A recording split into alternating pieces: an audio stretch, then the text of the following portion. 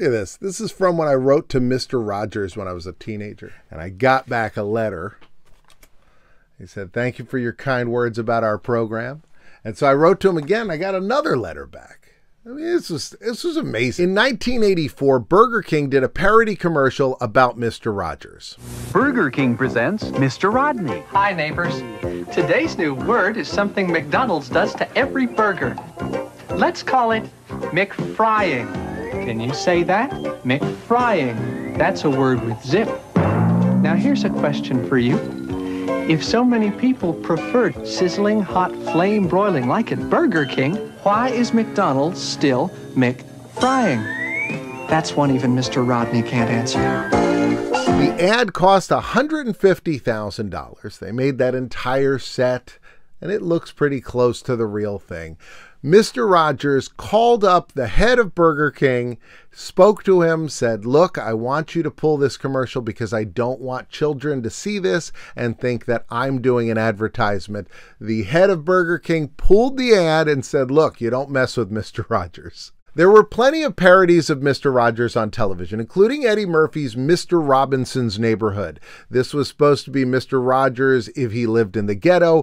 Fred Rogers had seen this, and he thought it was funny. And he also thought children were never going to see this. This was a nighttime program for adults. So when Mr. Rogers was a guest on Late Night with David Letterman, he walked down the hall, went to where Saturday Night Live dressing rooms were, knocked on the door. Eddie Murphy opened it. Eddie Murphy immediately hugged Fred Rogers. They talked for a while. I got to see a picture of this. Now, the picture that's online has a thing on the bottom, "Don't reproduce this picture." So I'm not going to reproduce it because we're talking about lawsuits here. I don't want to get sued by the Fred Rogers company. But this picture I took myself. That's the actual Polaroid. I was in David Newell's office in Pittsburgh. He's Mr. McFeely. And that's the original photo because David Newell had a Polaroid instant camera, took the photo. I've held it in my hands, and I took this picture of it. From the Neighborhood Archive website, which is fantastic, by the way, they say that director Paul Lally said that he was in New York City with Fred Rogers, and all of a sudden a man came running up to Fred Rogers, and he said this happened a lot, and the man said, "You're Mr. Rogers." He said, "Yes." And he's like, "I'm the guy who made fun of you in the Burger King commercial." And Fred immediately said, "You did a great job." And the guy said, "I'm so sorry I made fun of you." And Fred said, "I'm sorry that you're not going to get any residuals from that commercial." And the guy said, "Well, you win some, you lose some." And Fred said, "You're going to do just fine." And they crossed the street. And that was it. Ice Cube revealed recently that Mr. Rogers sued him for the song Gangster's Fairy Tale. Apparently at the beginning they played a clip of Mr. Rogers' Neighborhood. I looked online. I can't find this version. He said he was paying Fred Rogers 5 cents a record until they finally re-recorded it without him. The version online doesn't have Fred Rogers in it, but apparently they played a clip of It's a Beautiful Day in the Neighborhood on it. In 1990, Fred Rogers filed a lawsuit against Gadzooks. I don't know if you remember Gadzooks.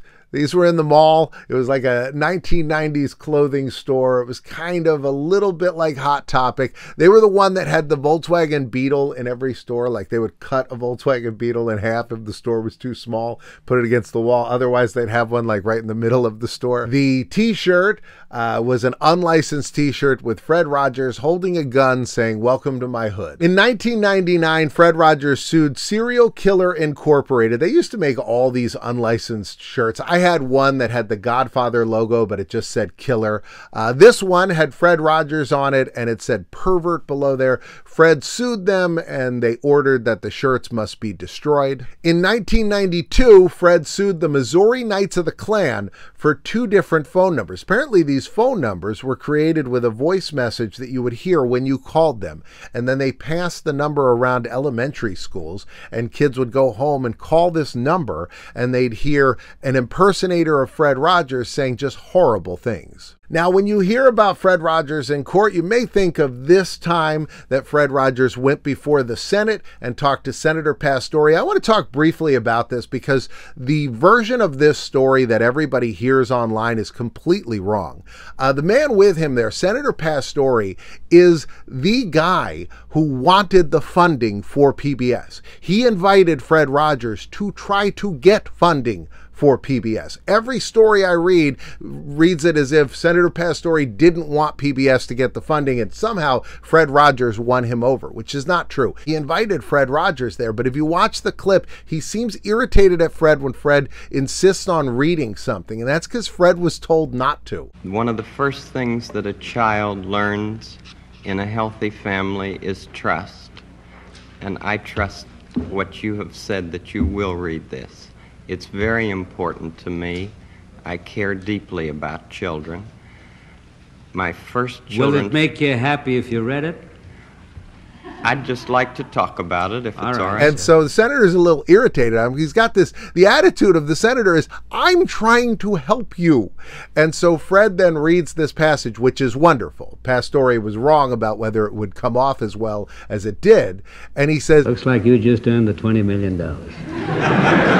But that's not true. I mean, like, we watch it, we're like, that's how he saved PBS. That's not how anything works. You know, it's not like the Senate, he had the golden buzzer and he pressed it and all of a sudden PBS gets the money. The deal with this was Nixon had actually cut the budget, cut the increase of the budget for PBS. So PBS actually wasn't going to lose any money. It's just the increase of budget for PBS was going to go down.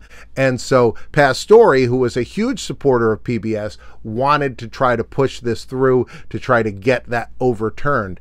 And Fred Rogers helped do that. But it was really Senator Pastore that did this. And I think if Fred was alive when people talked about this, he'd clearly point out that this is the man that you want to thank for that, not Fred Rogers. When Fred died, this did not appear in his obituary. This was not a significant moment in Fred's career. It was kind of forgotten until they were looking for footage to do a documentary about Fred after his death, and they found it and said, wow, this is great. On the other hand, when Senator Pastore passed away, this was in his obituary, and it also said he was instrumental in the founding of PBS. So, I mean, I think it's important to correct the record. I think that's what Fred Rogers would want. In 2017, a couple in Pittsburgh announced that they were making a Mr. Rogers themed bar, and they thought that this would just go over fine with the Fred Rogers Company, which, as you can see, is a remarkably litigious company.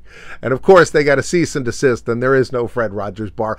I don't know that I want to go sip a Tom Collins next to Henrietta Pussycat. Look at that.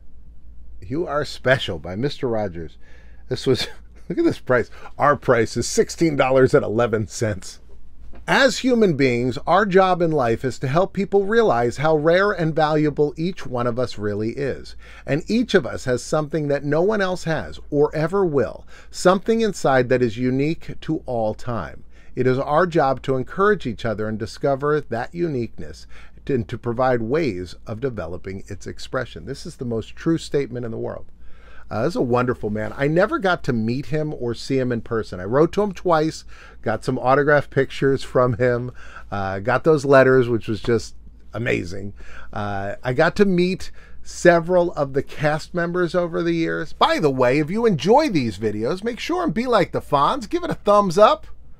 If you give it a thumbs up, YouTube sees that, and then they push it to more people. And if those people give it a thumbs up, then the video goes on and on and on. And I would really appreciate it. In a moment, a couple videos are going to pop up on the screen. On this side will be the one that YouTube says is best for you. But on this side will be my trip over Christmas to Pittsburgh, where I tracked down the locations from Mr. Rogers' only Christmas special. It was wild. I went to some great locations, saw what they looked like today, compared it to 1977, found one of the locations based on a notch in a brick, and it was great. You got to check that out. I also went to the big Mr. Rogers statue, went to his studio, and everything else. So you can check that out. Otherwise, this is what YouTube says is best for you. Either way, what's best for you is come back tomorrow, 2 o'clock. I'll see you then.